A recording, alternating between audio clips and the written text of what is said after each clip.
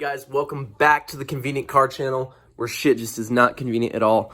I know you're looking at me right now compared to my old videos, and you're like, oh my goodness, she's got facial hair. I know, it looks kind of crazy. It's a little wild. Anyways, it's been forever since I've made a video. And I'm sure you guys know this because I post a video once every like 6 months. But, you know, we're kind of in the winter season right now, so it's a little bit hard to do things. I want to get some stuff cracking, some things going. You know, kind of inform you guys on what's going on with the cars that I have right now and all that jazz. So when the summertime hits, springtime, when it's not as wet outside, then we can actually get some good content rolling. So today's my day off at work. So, you know, I was thinking maybe I should do a little bit of things here and there, maybe show you what's going on. Basically, the Passat's done, finished.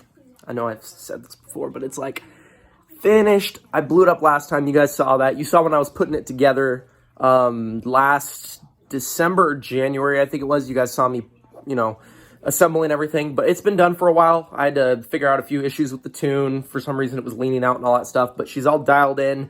So I don't know if I'm going to do it today. I probably will. If you're watching this video, I probably will do it today. But I'm going to go through kind of like a build rundown on the car and pretty much just show you guys where it's at. I did get the car dynoed. I'll post some clips in this video as well. And I also have a dyno sheet for it. The torque numbers are off because on the way his dyno and stuff is set up, you have to ground it out with like a ground wire to ground out the torque numbers. I don't know. Something was messed up with the torque numbers on the graph, so it is a little bit off. But on 20 PSI, it made 408 wheel horsepower, and I would say around 380 foot-pounds of torque because I turned it down a little bit on a different pole. It made about 390-something wheel horsepower and about 360, 370 torque, I think it was. So it's probably up there in the 370, 380 range of foot-pounds of torque. I'll show you guys a little dyno picture slip that I have of when I put it on the dyno and a few clips. Today I'm going to do a little run-through on the car, kind of show you everything I've done now that it's all complete and everything. And then I think I'm going to go pick up another car tonight. It's a car you've seen before. I won't tell you what it is until it gets further in the video, but I'm buying it back. It was a car that I previously owned. And we're going to be doing a little bit of stuff going on, you know, here in the next month or so to it, hopefully. So, yeah.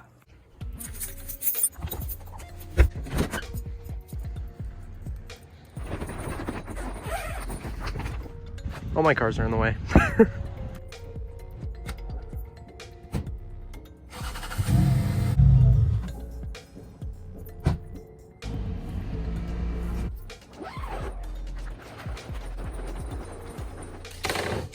Whoops. Anyways, so I got a little bit of something going on right here, which will be explained in a further video, but let's get this beast pulled out and get her all warmed up.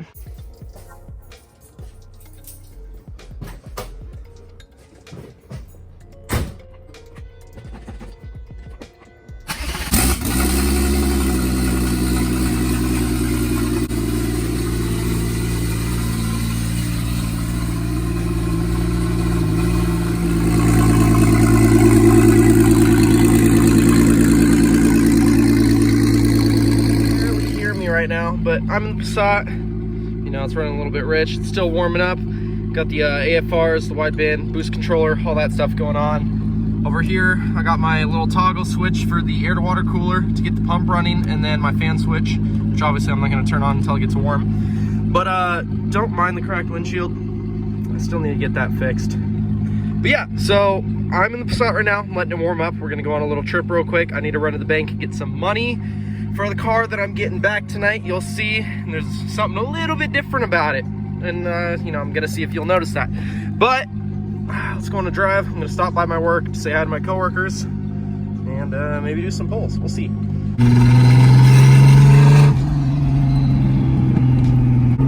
I know it's probably hard as hell to hear me right now, but I just stopped at Dutch Bros, got all my coworkers some drinks, so I'm gonna head there before I head to the bank. And yeah, I'll probably do a little review, kind of, you know, whatever is done to the car a little bit later, so.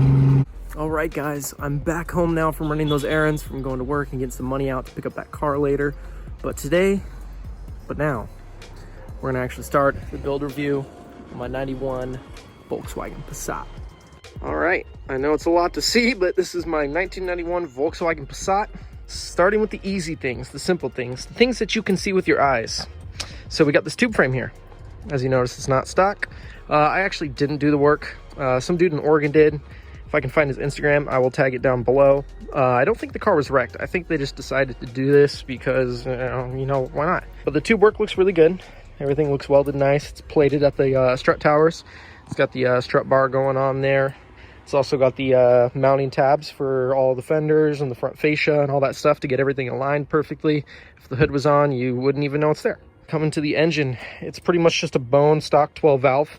It's got Super Tech valves, the black nitro coated ones, with some Tectonic tuning 268 cams, so it's a little bit better in the higher rev range. Other than that, the head's stock. I'm running ARP head bolts and an 8.5:1 head spacer. Not sure the size in millimeters, but that's just what it lowers the compression to. I'm also running ARP rod bolts, and other than that, the bottom end is bone stock, so it's pretty much just a bulletproof motor. Coming over to the turbo accessories, I got a ATP clone manifold off of eBay. They're super cheap. I also have a eBay GT35 because the last turbo I had was a Precision. It blew up with my last motor when I sent the rod through the block. If you guys watch my old videos, you can go see that. I show the aftermath of it. We got a Precision 38mm wastegate with a 5-pound spring in it, running a boost controller on that as well. That way I can adjust it. And then for software, we have the C2 Stage 4 tune with the ProMath and the 630cc injectors, which are tucked right down there. Not really pretty, they're just black. Coming over, we got the Flipside custom short runner intake manifold. It's really nice, flows great, the quality is awesome, hasn't cracked or anything, and I mean, I've ran these for years and they just perform great. So I've tagged them in other videos, but just go look in the description. You can see a link if you want to get one of these. They also make them where the runners are tapped for meth injection. If you want to get a manifold and run meth injection on that, it's already pre-tapped for it, so you can just run your squirters through there. This is my air to water intercooler. It's a frozen boost intercooler, so I mean, they're pretty much eBay, but they're pretty well priced and they still perform great. So I got the cooler with my 3-inch piping running from the turbo all the way over to my throttle body. Works great. I really want to go V-band eventually, but I think I'm going to scrap this setup after I enjoy it this summer. It's got my water lines coming from the side. They go back to the trunk, which I have my water pump and ice box in for the air to water cooler, water to air, however you guys want to say it. Coming up front, we have my VR6 eBay aluminum radiator. They work great. I'm running 2 10-inch slim fans on the front, or the back, I should say. And then I have my heat exchanger here for the air to water cooler. That way you can get air cooled before it recirculates back over to the tank. And I'm kind of running these in parallel right now. So I have a 8-inch fan in the front. It's either 8 or 10. It looks a little bit smaller than the other two, so I'm not too sure. And then, as I just said, I got these other 2 10-inch in the back, so it's kind of running together in a system. And then I have my Mocal external oil cooler. Just runs off of the stock housing, so I still have the water lines to the crack pipe and everything. And it just comes over to these lines that feed out to the external oil cooler, which is pretty nice. Transmission is from a it's from a Mark IV. This transmission's from a Mark IV Jetta, so it's actually shorter geared than the Mark III transmissions. I had a CCM trans in here before, but this is the easiest one I can get a hold of. It's a little bit short geared. I mean, it's fun in town, but you know, whatever. I have a Pelican LSD in it, so it hooks up too pretty good. Speaking of hooking up, I have these 15-inch roto slips in the front with some 235/50 15 Toyo R888Rs. They hook really good when they're warm. The reason I went with this size is that way I can accommodate, you know, something matching for the rear, because I'm running these Monte Carlos in the back with some 215s, and I wanted something that had the same outer diameter, pretty much the same rollout, so they looked even, didn't have to adjust the coilovers when I ran these on the front. So yeah, I'm still running 15s in the front, 17s in the back, but they still fit their the same overall size. So let's go to the back. All right, coming into the back, we have my ice box here. It's got water in it right now because I've just been daily driving it, not really ripping on it. And as you can see, we got my water lines coming from the pump itself. It's a Bosch pump. I don't know the exact model, but I have these holes cut out in the trunk. I know it's kind of sloppy, but it's a race car. I don't really care right now. I just wanted it to work, essentially. So we got the pump coming out of the lowest section of the cooler.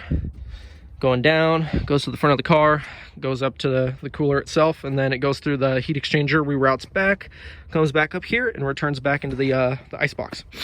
Very simple system. I just routed it in the trunk because obviously there's not really anywhere to put it in the front. Battery's also located in the back. And yeah, I mean, it's a pretty simple setup. It looks a lot like a lot of work, but it's all pretty much just bolt-on stuff and then a little bit of bolt proofing, but she should hold up. I'm gonna show you guys some random dyno clips that I have. I didn't take a lot, but I do have a few pulls that I'll show you, and then I'll show you also a dyno sheet from that day as well.